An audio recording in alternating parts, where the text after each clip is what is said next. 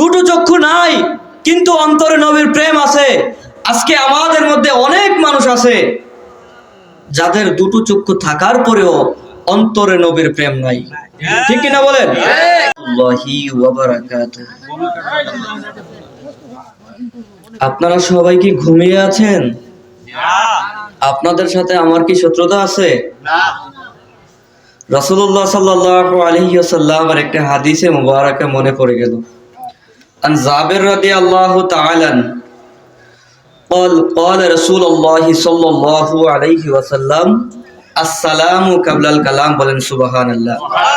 যখন একজন মুমিন আরেকজন মুমিনের সাথে সাক্ষাৎ হবে, তারা যে কথাবার্তা বলবে তার শুরুতেই সালাম প্রদান করবে। বলেন আলহামদুলিল্লাহ। আপনারা কি মুমিন না? আমি কি মুমিন না? তাহলে আমার সালামটা কি গ্রহণ করতে পারবেন না? তাহলে আমি আরেকবার সালাম দিছি, আসসালামু আলাইকুম ওয়া রাহমাতুল্লাহি ওয়া বারাকাতুহু। মহান আল্লাহ পাক রব্বুল আলামিনের দরবারে লাখো কোটি শুকরিয়া যে আল্লাহ পাক রব্বুল আলামিন আমাদেরকে ইহকালের একটি বেহেশতের বাগানে আসার এবং বসার তৌফিক দান করেছেন। সেই শুকরিয়া তার আরেকবার পড়ি আলহামদুলিল্লাহ। আমার সময় 10 মিনিট, কোনো খুতবা নয়, কোনো পোস্টার পড়া নয়, সংক্ষিপ্ত একটু আলোচনা করব। আউযু বিল্লাহি মিনাশ শাইতানির রাজিম। বিসমিল্লাহির রহমানির রহিম।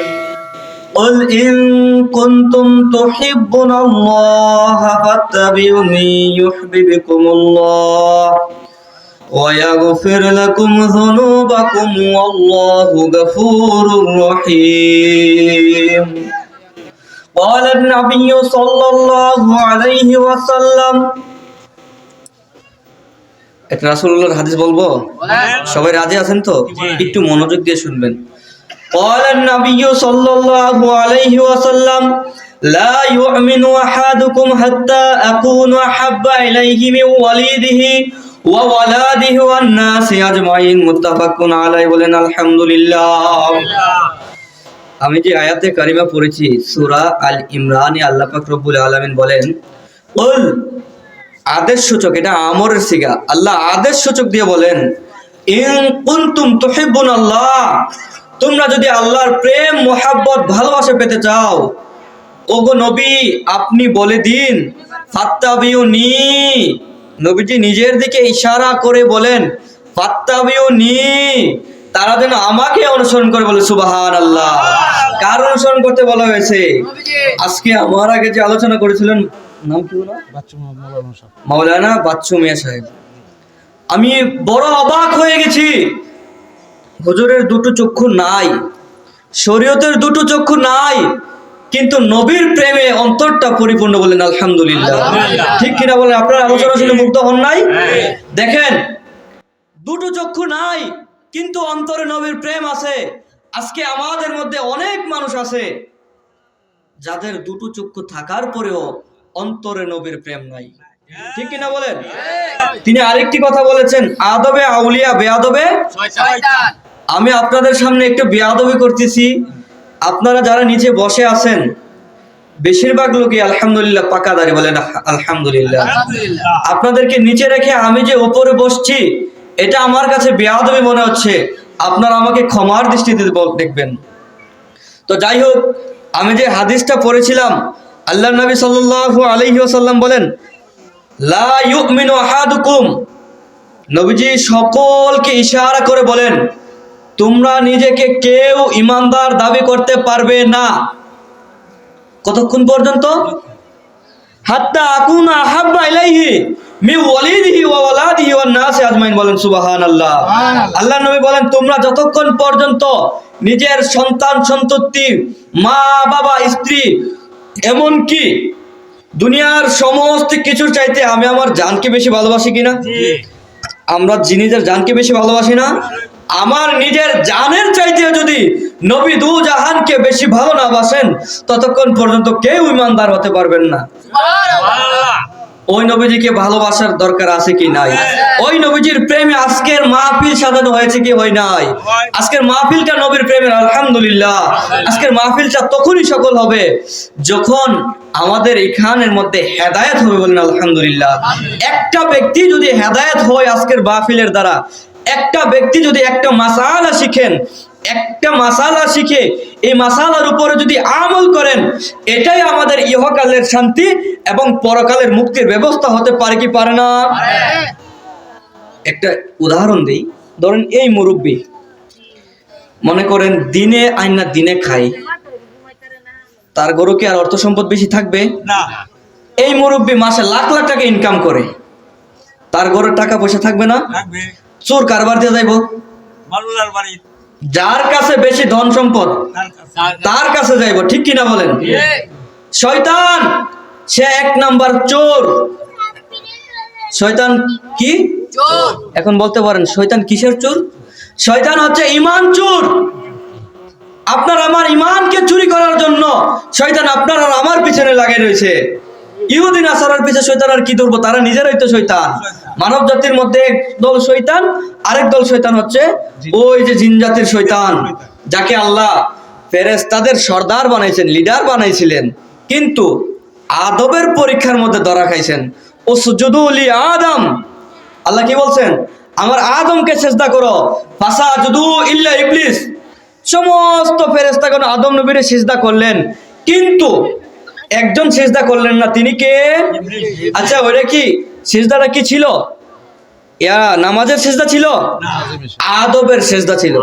এই যে আদব না দেখার কারণে আল্লাহ কি হয়েছে? আবা ওয়াস্তাকবারা ওয়া কানা মিনাল কাফিরিন, শয়তানকে আল্লাহ কাফের ঘোষণা দিয়েছেন। তো দিয়েছেনই মালাইকাতুল, অর্থাৎ সমস্ত মালাইকার যে মুআল্লিম ছিল, মুআল্লিম থেকেও তার নাম কেটে দিছে। আপনি আমি যদি আজকে আফসোস, বড় আফসোস, নিজের আত্মা পরিশুদ্ধি করার চিন্তা ভাবনা আমাদের মধ্যে নাই, ইলম অর্জনের চিন্তা ভাবনা আমাদের মধ্যে নাই, বড় আফসোস লাগে। শয়তান আমার আর আপনার পিছনে কেন ঘুরতেছে? আপনার আর আমার ঈমানকে চুরি করার জন্য।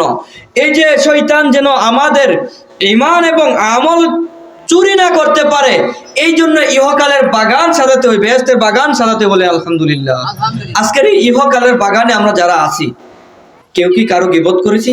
না। কারোকে গালি দিয়েছি? না। এই যে সময়টা আমরা যতক্ষণ পর্যন্ত এখানে বসে আছি, ঠিক ততক্ষণ কাউকে গালি দেই নাই, কাউকে মন্দ বলি নাই, সুবহানাল্লাহ পড়েছি, আল্লাহু আকবার পড়েছি, লা ইলাহা ইল্লাল্লাহ পড়েছি, আমাদের আমল নামায় নেকি হয়েছে কি হয় নাই? আজকে যারা মাহফিলের নাম দিয়ে বাড়ি থেকে বের হয়ে আসে, বাজারে চাষতলে বসে রয়েছে, বড় আফসোস লাগে। এমনও হতে পারে আজকের এই ইহকালের বাগান আপনার জীবনের শেষ হয়ে যেতে পারে। পেশাবদর একটু পরে আসবেন, আপনাদেরকে নসিহতমূলক আলোচনা করবেন, আপনারা শুনবেন, আপনাদের ঈমান তাজা হবে। ওয়াজ নসিহত এই জন্য করতে হয়, ঈমান তাজার জন্য। আমি তো ছাত্র মানুষ, আমি ঈমান কি শিক্ষা দেব আপনাদেরকে? আমি তো দোয়া নেওয়ার জন্য এসেছি। আপনারা দোয়া করবেন আমার জন্য, যেন আল্লাহ পাক রব্বুল আলামিন তার হাবিবের গোলামিতে আমাকে কবুল করেন। সবাই বলি একটু আমিন। আর একটু জোরে কি আমিন বলা যাবে না? আল্লাহ পাক রব্বুল আলামিন সূরা আরাফে একটি আয়াত নাজিল করেছেন। আল্লাহ পাক রব্বুল আলামিন বলেন, মাইয়ুদলিল ফালান তাজিদা লাহু ওয়ালিয়াম মুরশিদা। আল্লাহ বলেন, আমি যাকে হেদায়েত দেই নাই তার কোনো মুর্শিদ থাকবে না। বলেন নাউজুবিল্লাহ। পীর মুর্শিদ কেন ধরতে হয়? আজকে অনেক বড় বড় ইউটিউব বক্তা দেখি, পীর মুরিদি বেচারা খুঁজা পায় না। তারা পাবে কি করে? ওই যে তাদের, আমি প্রথমেই বলেছি, অন্ধ লোকটার চক্ষু নাই, কিন্তু অন্তরের মধ্যে আমার নবীর প্রেম আছে কি নাই? নবীর প্রেম আছে কি নাই?